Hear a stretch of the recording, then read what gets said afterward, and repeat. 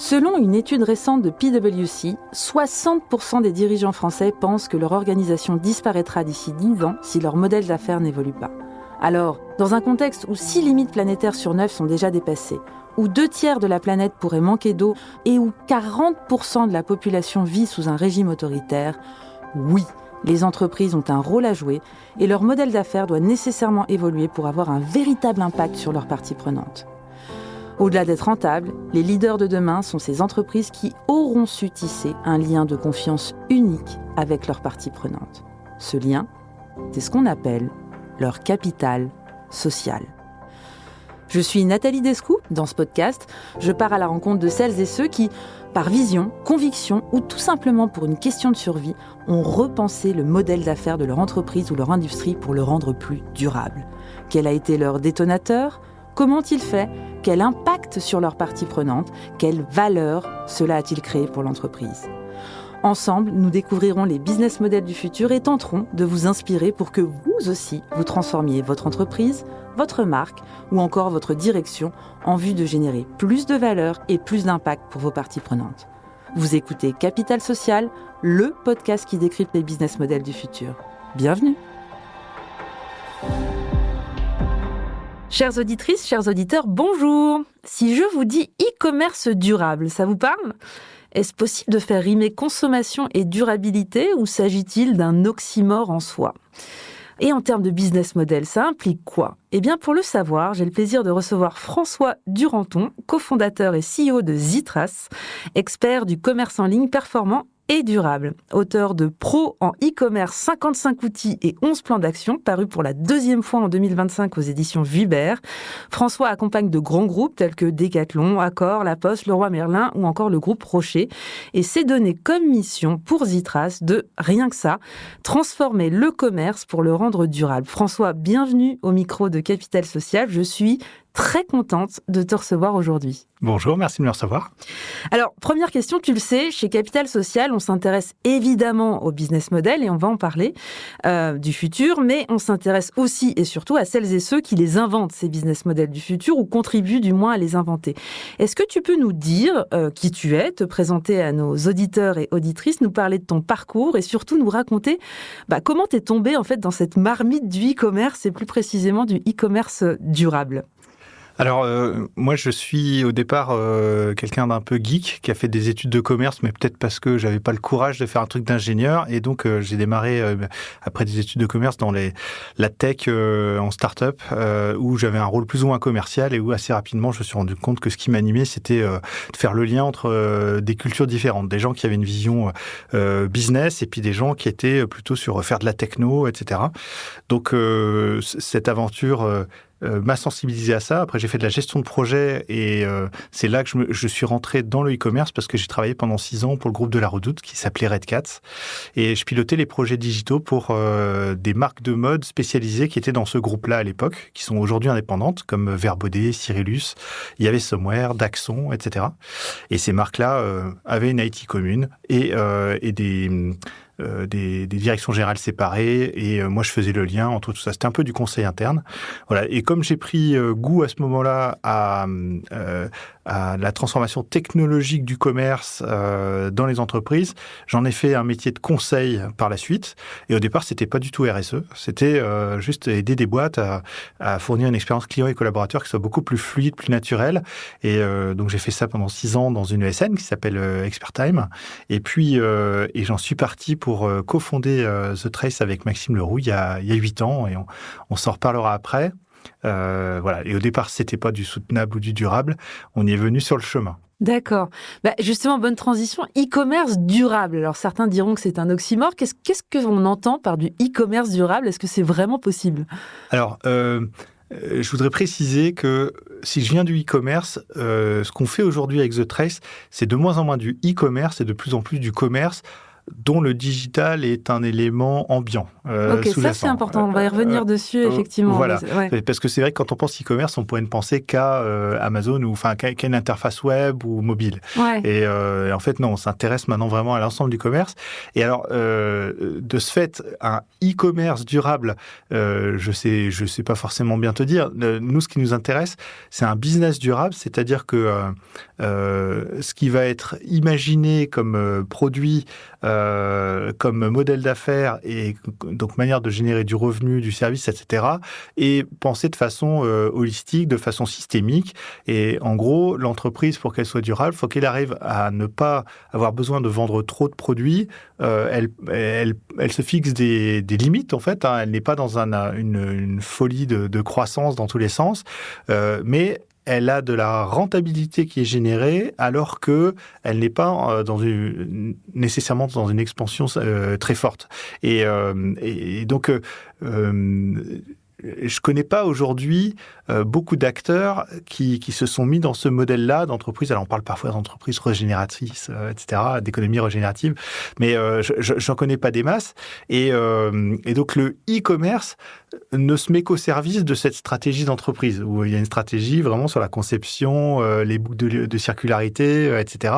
Et donc, le digital, il vient aider à faire ça à chaque étape, en fait, de l'amont à l'aval, à la vente, puis ensuite, éventuellement, aux boucles de circularité, de revente, de réemploi, de recyclage, de réparation, etc. Et donc, moi, c'est ça qui m'anime, c'est que d'aller marier une vision business, une vision processus avec des capacités du digital, mais la partie vente en ligne, c'est un morceau de l'histoire, et si on s'intéresse qu'à ça, c'est jamais extrêmement durable, sauf à ne vendre que du service, voilà, et rien de linéaire et extractif. Et concrètement, si on rentre dans un cas, tu travailles pour des grands groupes, en fait, ce seraient qui les champions, justement, pour toi, de ce que tu vois, pour qui tu travailles ou pour d'autres, mais c'est qui les champions de ce commerce repensé de façon durable, en fait Alors, un certain nombre d'entreprises font des efforts significatifs pour dépolluer leur modèle de vieux réflexes bien linéaires. Et donc, on a parlé par le passé d'entreprises comme Decathlon, qui a fait un certain nombre d'initiatives assez avancées. D'autres sont plus discrètes, mais font beaucoup de choses. Par exemple, Carter Cash, qui est une filiale de Norauto, fait énormément d'efforts pour tester des choses qui sont soutenables d'un point de vue du modèle économique. Et finalement, des acteurs qui seraient full soutenable, j'en connais pas tant que ça. Il y a une boîte qui a fait la première CEC et qui vient souvent la Convention des entreprises pour le climat. Et qui vient souvent témoigner, que tu connais probablement, qui s'appelle Tikamoon. Oui. Voilà, que je trouve assez inspirante, parce que pour le coup, ils se disent, moi je fabrique des meubles, donc, si je veux que... je vais très mal résumer ce qu'ils font, mais si je veux que mon business soit soutenable, il faut que mon meuble ait une durée de vie à peu près aussi longue que le temps qu'il faut à un arbre pour pousser, pour fabriquer des meubles même durables.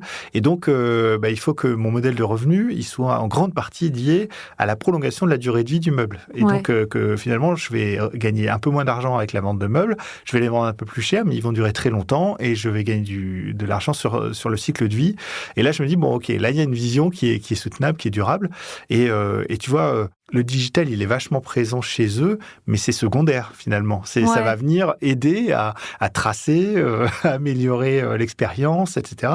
Mais c'est le concept de départ qui est fort. Ouais, d'où je rebondis. Ouais. Ztrace, c'était pour tracer justement l'ensemble de la chaîne de valeur ou du business model ou Alors, nous on dit The Trace, mais c'est comme tu veux. The Trace, pardon. Trace au départ, c'était pour dire, c'est la singularité de chacun de nos clients a sa propre empreinte, sa propre trace à suivre, et on trouvait détestable d'imaginer appliquer les mêmes recettes d'un client à un autre. On dirait non, chaque client a sa propre trace, et donc voilà. Et puis c'était aussi un petit jeu de mots, parce que c'est pour transformation, c'est pour commerce, et E pour experience, c'est se dire on est là pour aider à transformer l'expérience de commerce. D'accord. Et au départ, c'était avec une vocation plutôt dire pour vendre plus. Ouais. Et maintenant, c'est pour gagner sa vie mieux, de façon soutenable, avec un modèle robuste. D'accord. Mais c'est toujours une transformation d'expérience. Alors, 2 questions me viennent à l'esprit quand je t'entends. La première, c'est, tu l'as très bien dit, comment du coup le digital se met au service de ces nouveaux modèles? Et la deuxième, c'est que quand on t'entend, il y a forcément une logique de consommer moins, en tout cas d'avoir des modèles d'affaires qui poussent à une consommation un peu moins effrénée. Et est-ce que ça, c'est compatible, en fait, avec de ce que tu vois, sur les cas que tu vois? Est-ce que ça, c'est compatible, justement, avec les clients que tu peux accompagner ou les logiques de business où on est quand même encore sur une école de la croissance? Alors, il y a 2 réponses très différentes selon l'horizon dans lequel on se place. Si on regarde à 10-15 ans, la plupart des dirigeants avec qui je discute sont tous alignés sur le fait que on va consommer de façon plus modérée des biens plus soutenables, qui seront probablement plus chers, mais réparables, etc. Et donc, il y aura des boucles de circularité qui trouvent un modèle économique. À court terme, c'est absolument l'inverse. La plupart des entreprises dans le retail, alors nous on travaille aussi beaucoup en B2B, donc retail B2C et distribution professionnelle, la plupart sont quand même en vraie galère depuis 2-3 ans, depuis les problématiques qu'on connaît, et commencent à s'habituer à la permacrise. Et malheureusement, ça ne les pousse pas aujourd'hui à inventer des nouveaux modèles économiques. C'est-à-dire qu'elles sont plutôt dans des problématiques de cash et donc de préservation à tout prix de ce qui génère le cash du mois d'après. Et donc, derrière les discours souvent sincères des dirigeants, on a des leaders RSE un peu déprimés, dont les moyens se réduisent d'année en année, et en attendant que malheureusement peut-être un grand choc fiscal, douanier, militaire, sanitaire arrive et fasse qu'on soit obligé de rebouger et de réinvestir sur ces sujets-là. Mais aujourd'hui, ils sont plutôt au second plan parce qu'il faut préserver des emplois, il faut préserver...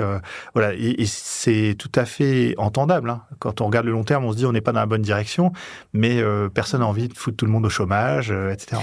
Mais là, tu touches au nerf de la guerre. En fait, la vraie question, c'est de se dire, est-ce que durabilité égale rentabilité? Parce que quand on t'entend, c'est vrai, tu as raison, c'est de se dire, si je fais du commerce durable, ça demande une vraie transformation en fait de ton business model, de telle sorte qu'on réduit ses impacts environnementaux à chaque étape, production, stockage, transport, emballage, livraison.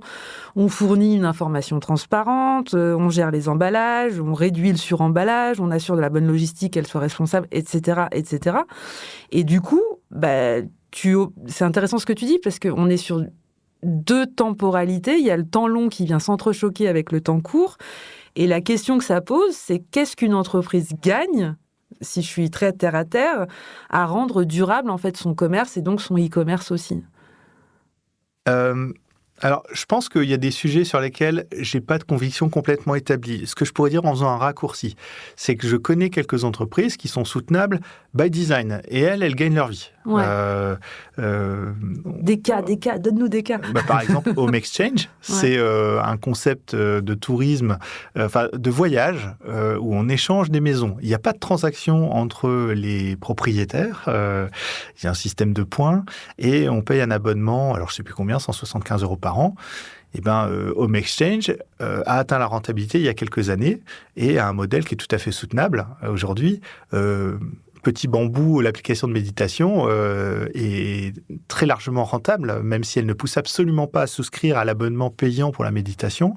Et comment ils se rémunèrent, en fait? C'est quoi le business model, justement, de Petit Bambou? Par exemple, Petit Bambou, ils font payer...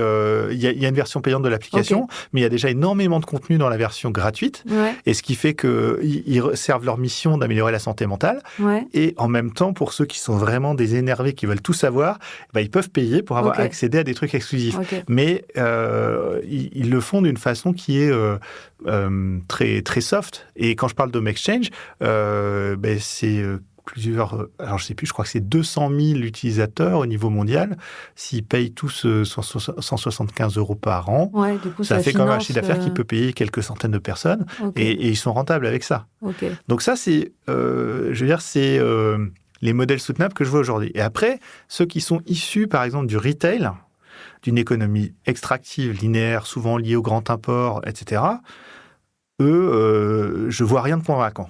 Et pourtant, j'ai vu plein de trucs Donc, je vois plein de choses qui sont très intéressantes pour limiter l'impact, donc réduire les externalités négatives, et éviter de la perte, du gâchis, trouver des débouchés pour les presque parfaits, les retours, les invendus. Donc, il y a plein de choses qui sont très utiles, mais tout ça, c'est de l'atténuation d'impact.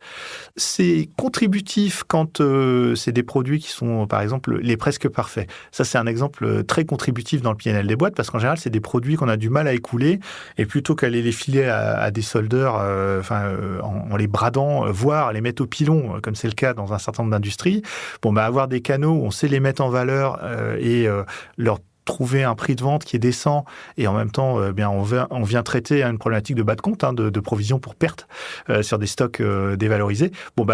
Là, c'est contributif, mais le cœur du réacteur reste... ça reste de la rustine, en fait, c'est ça que tu veux dire. Ça reste marginal. Ouais. Et donc, la théorie du Y qui dit il faudrait avoir une petite branche qui pousse d'un nouveau modèle soutenable pendant qu'en même temps, on essaye quand même de financer ça avec l'ancien modèle.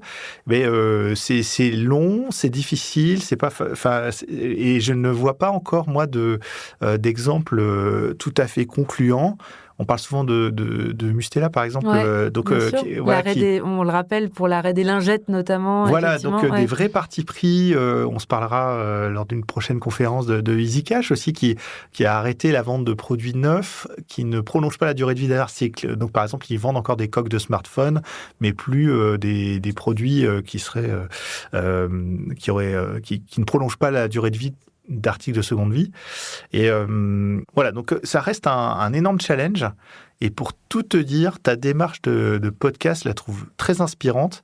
Et j'ai envie de faire un petit tour de France d'entrepreneurs qui ont trouvé des recettes. Tu vois, moi, j'ai surtout des questions aujourd'hui, et j'ai envie de trouver des gens qui ont craqué des choses et d'en rendre compte, en fait, de le partager. Mais quand je t'entends, en fait, ça me génère deux réflexions. Ça m'intéresse d'avoir ton point de vue.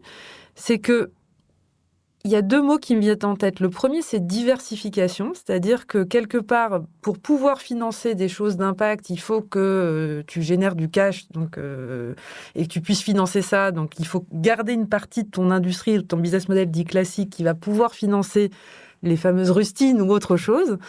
Et le deuxième point, on l'a dit dans le premier, c'est comment on finance tout ça. Et en fait...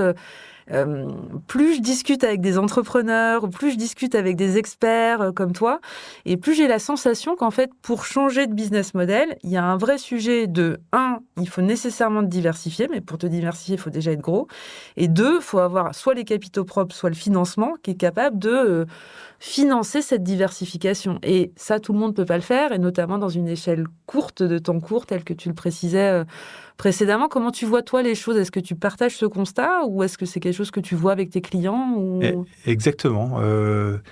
Il y a pas mal de dirigeants qui disent « Écoute, François, moi, j'ai pas les moyens d'être durable. » Ouais, c'est ça.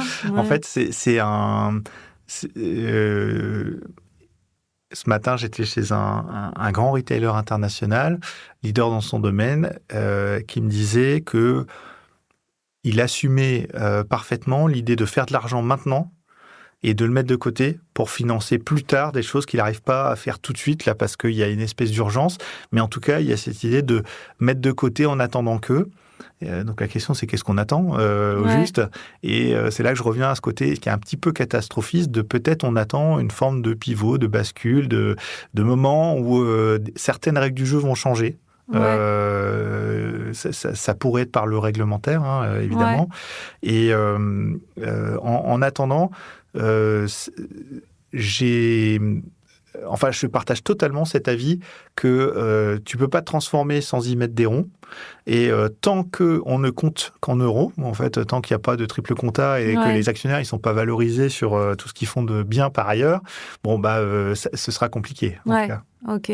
Donc finalement, c'est peut-être la finance qui va nous sauver, en fait, c'est-à-dire de réinventer les modèles financiers pour financer les choses différemment et mettre du sens dans... Ouais, j'y crois beaucoup. Alors, la finance, la fiscalité aussi, puisque finalement, un achat responsable, est-ce qu'il doit me coûter aussi cher qu'un achat non responsable? Et à l'inverse, est-ce qu'un achat non responsable ne devrait pas me coûter beaucoup plus cher? On parle de l'aviation, etc. Donc, c'est sûr que l'alignement des pouvoirs publics, des consommateurs et des entreprises doit se faire petit à petit. Et une des actions que chaque personne éco-concernée peut faire, c'est de prendre la parole, de mettre sur la table auprès de sa famille, de ses proches, de ses collègues, etc. Parce que plus on est nombreux à avoir cette sensation que certaines règles du jeu doivent changer et que les planètes doivent s'aligner, plus on est nombreux, plus on peut faire cette bascule. Ouais. Voilà. Ouais. J'ai une question pour toi, c'est de te dire, comment tu vois l'avenir ? Est-ce que nécessairement le commerce, et donc e-commerce, mais le commerce durable, a vocation, en fait, à suivre un modèle, on va dire, circulaire ? Est-ce que la circularité est le seul modèle, en fait, pour rendre les choses durables ? Si oui, comment ? Est-ce qu'il y a des cas qui te viennent en tête de ce que tu vois, toi, avec tes clients ? En gros, ma question, c'est quoi puisqu'on s'intéresse au secret des business models du futur, c'est quoi le modèle du commerce du futur, en fait, de se dire, est-ce que c'est forcément un modèle circulaire ? Si oui, comment ? Est-ce qu'il y a d'autres modèles intéressants ? Tu vois quoi au quotidien, toi ? Alors, je ne vais pas te répondre ultra directement, mais moi, il y a une question sur laquelle je ne suis pas du tout à l'aise. C'est la circularité entendue dans le sens de la seconde main, par exemple, dans la mode. Certains, alors je ne sais plus d'où j'ai sorti ça, donc il faudra peut-être le fact-checker, mais je crois que c'est Faume qui avait fait une étude sur ses clients, donc solution de circularité pour les marques, et qui disait, je crois qu'à peu près 75% des acheteurs et des vendeurs étaient différents. C'est-à-dire qu'en gros, et Vinted avait sorti des chiffres un peu similaires, où en fait, il y a une population de gens plutôt aisés qui vend des fringues qui étaient de première main, qui étaient les leurs, pour se racheter de la première main. En fait, voilà. C'est le fameux effet rebond, c'est-à-dire que du coup, on consomme encore plus. Donc finalement, la seconde main, ça devient un moyen de paiement pour riches.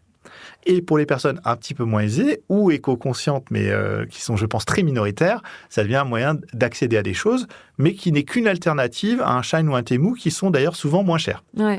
Donc, c'est pour ça que tout miser sur... dire durablement, c'est la seconde main, par exemple, qu'on doit développer, ça, j'y crois quand même assez peu. Je crois beaucoup à la vertu de conserver des choses plus longtemps. Ouais. Donc, d'acheter moins souvent des choses de meilleure qualité. Et donc là, on est dans des choses très hypothétiques, puisque tu dis ça, un patron de boîte, il va flipper. Mais en tout cas, moi, j'appelle de mes voeux un monde dans lequel un certain nombre de métiers sont revenus, donc des réparateurs, que ce soit dans le sport, dans l'électronique, j'en sais rien, la motoculture, les jeux, etc. Évidemment, couturiers, couturières, cordonniers, etc. Que ces métiers-là puissent revenir avec des expériences qui seront super, où tu peux booker en ligne, tu sais ton prix à l'avance, tu machin, etc. Mais que cet écosystème soit là et permette d'acheter en confiance des produits qui coûtent cher, mais qu'on va pouvoir aussi financer avec une finance soutenable, qu'on va pouvoir, sur lesquels on saura donc avoir une garantie, par exemple, d'Artimax, par exemple. Est-ce que tu sais combien il y a d'abonnés à d'Artimax ? Pas du tout. L'abonnement réparation, hein, donc à partir de, je crois, 11,90 par mois. Pas du tout. Je sais pas. 2 millions. 2 millions 2 millions de Français se sont abonnés à Dartimax. C'est vrai ? Ouais, c'est un truc fou. Mais si tu le rapportes à leur niveau de vente, en fait, est-ce que ce 2 millions est élevé ou est-ce que... Enfin, tu vois, si tu arrives à... Alors, je sais pas. Je sais que pour eux, c'est un succès extrêmement satisfaisant. Ouais. Et ils ont inscrit, du coup, vraiment la plateforme de services. Et l'ensemble de ces services, c'est un de leurs 4 piliers stratégiques pour Fnac Darty. Et donc, ça, c'est un élément, je trouve, qui est vraiment...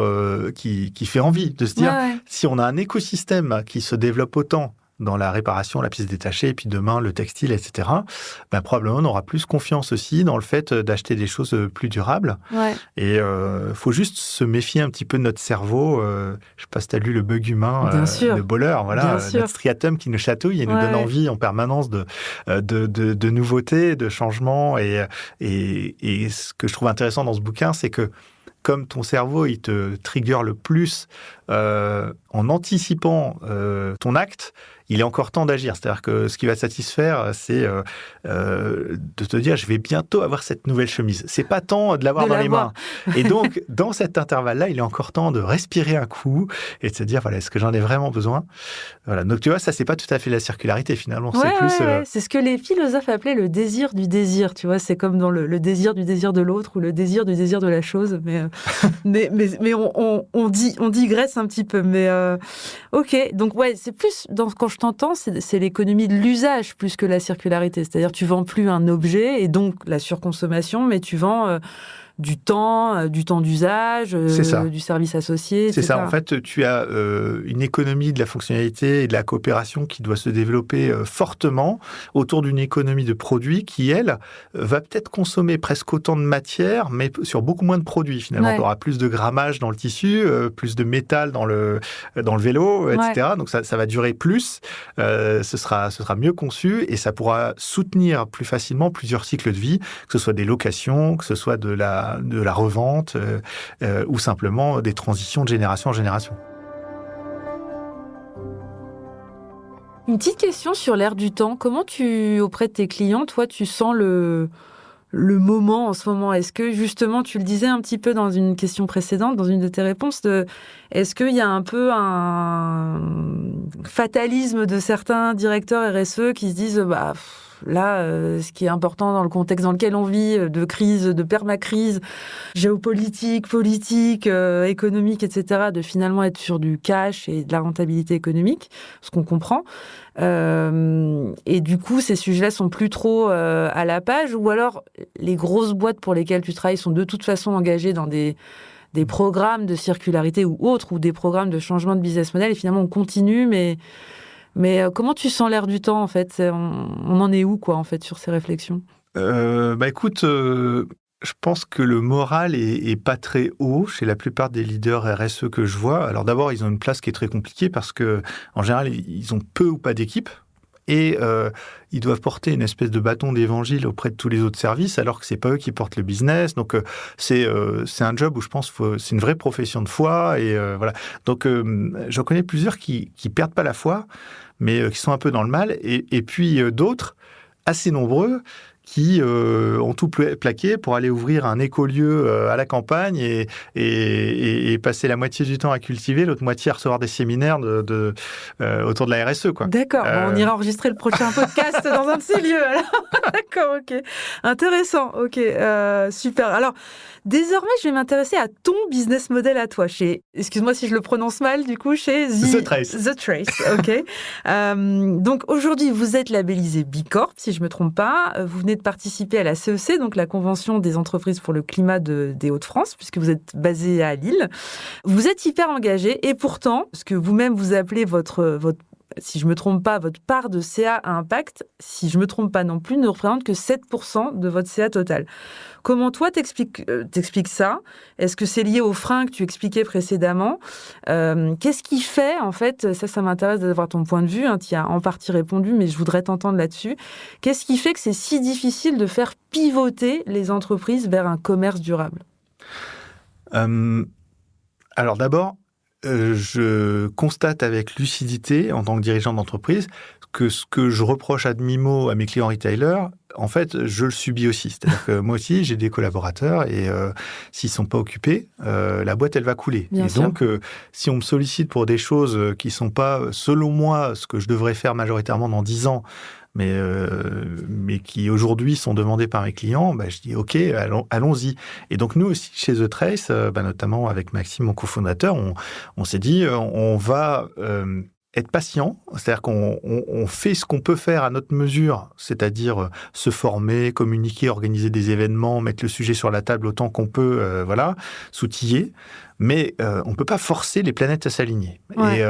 Et si on cherche à sauver le monde, on va crever en premier. Donc, voilà. Donc, pour le coup, ce n'est pas du fatalisme, mais je pense que c'est une forme de lucidité qui est partagée avec pas mal de dirigeants et où mon envie, c'est qu'on fasse notre part pour contribuer qu'à un moment, je parlais tout à l'heure de pivot de société, de retournement, de changement de règles. Je ne sais plus qui avait dit ne doutez jamais que les grands changements de qu'une poignée d'individus très motivés puissent changer la société. C'est d'ailleurs toujours comme ça que ça s'est fait. Et il y a des théories comme ça qui indiquent que s'il y a 10 à 15% d'une population qui a une motivation forte à ce que les règles changent, ça suffit pour que ça change, comme une nuée des tourneaux où c'est les oiseaux qui sont sur les franges qui font changer le nuage d'oiseaux de forme. Et donc, ça, j'y crois pas mal. Et donc, je pense que ton podcast, voilà, nous, ce qu'on fait comme communication, tout ça contribue à faire un petit peu bouger les règles.